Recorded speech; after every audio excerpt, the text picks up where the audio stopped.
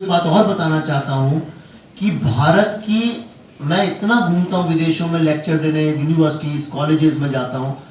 ये जो हमारे देश में सिर्फ भारत में ही भारत की बुराई होती है।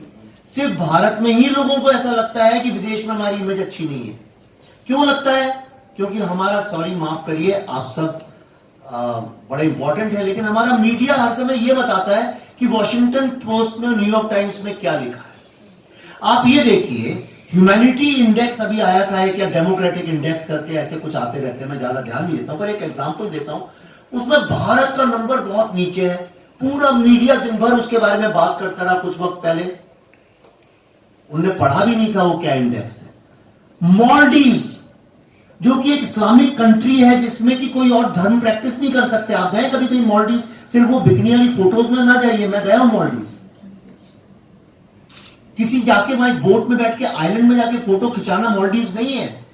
मॉलडीव्स माली में जहां लोग रहते हैं, उसका दर्जा इतना ऊपर है। मतलब एक 5वीं स्टैंडर्ड का बच्चा भी बता सकता है कहां पे डेमोक्रेसी और रिलीजियस फ्रीडम जीवंत है और कहां नहीं है, क्योंकि ये सारे प्लांटेड आर्टिकल्स हैं जो हम तक पहुंचाए जाते हैं। आप भारत, पिछले, मैं पढ़ा भी हूं अमेरिका में, मैं हार्वर्ड में पढ़ा हूं, मैं इतना अमेरिका घूमता हूं, यूरोप घूमता हूं, और हम अपने बच्चों को भी दिखाते हैं। और मैं लेक्चर देने हर शहर में खुद गाड़ी चलाता हूं, अमेरिकन की तरह खाना खाता हूं, यूके में उनके लोगों के जैसे रहता हूं, मैं उनकी जनमानस की पल्स समझता हूं। जहां इंग्लैंड में तो मैं जाता हूं, बोलता हूं कि मैं इंडिया से आया हूं, तो कई लोग तो हमें फ्री में खाना खिलाते हैं, इज्जत करते हैं। अमेरिका में सब कहते हैं India the land of yoga, the land of spirituality. तीसरा शब्द बोलूंगा तो बड़ा पॉलिटिकल हो जाएगा, यहां के कई लोग मेरी धज्जियां उड़ा देंगे, पर मैं आपको सत्य बता देता हूं लोग क्या बोलते हैं, लैंड ऑफ मोदी। ये अच्छा लगे चाहे बुरा लगे, ये सत्य। ये एक नया उदय हो रहा है भारत का। ये जो हमारे आज अमेरिका में कौन है सिलिकॉन वैली को कंट्रोल करने वाले? वो डूम स्कूल के या सेंट स्टीफेंस के पढ़े लोग नहीं है।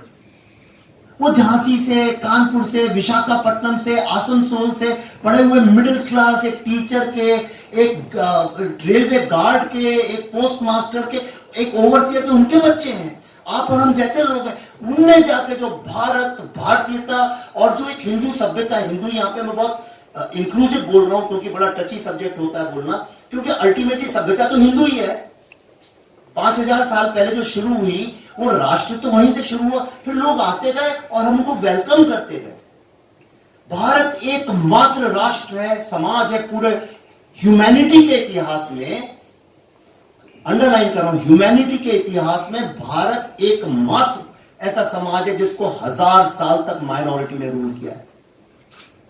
1000 साल तक विश्व की सबसे बड़ी इकोनॉमी, जिसको नॉलेज सेंटर माना जाता था, जिसको पूरे वर्ल्ड में ग्रीक्स ने, रोमन्स ने बोला, अगर ट्रांसलेट करूं तो it was the silicon valley of that time, उसको ध्वस्त कर दिया, बर्बाद कर दिया, गरीब बना दिया, पूरी तरह से डिस्ट्रॉय कर दिया गया। 1000 साल तक हम सहन करते रहे, और जब भारत आजाद हुआ तब हमने कहा कोई बात नहीं, जिनने हमारे पे जुल्म किए, हम पे पीड़ित किया है, उनको भी समान अधिकार है। उसे कहते हैं ह्यूमन राइट्स।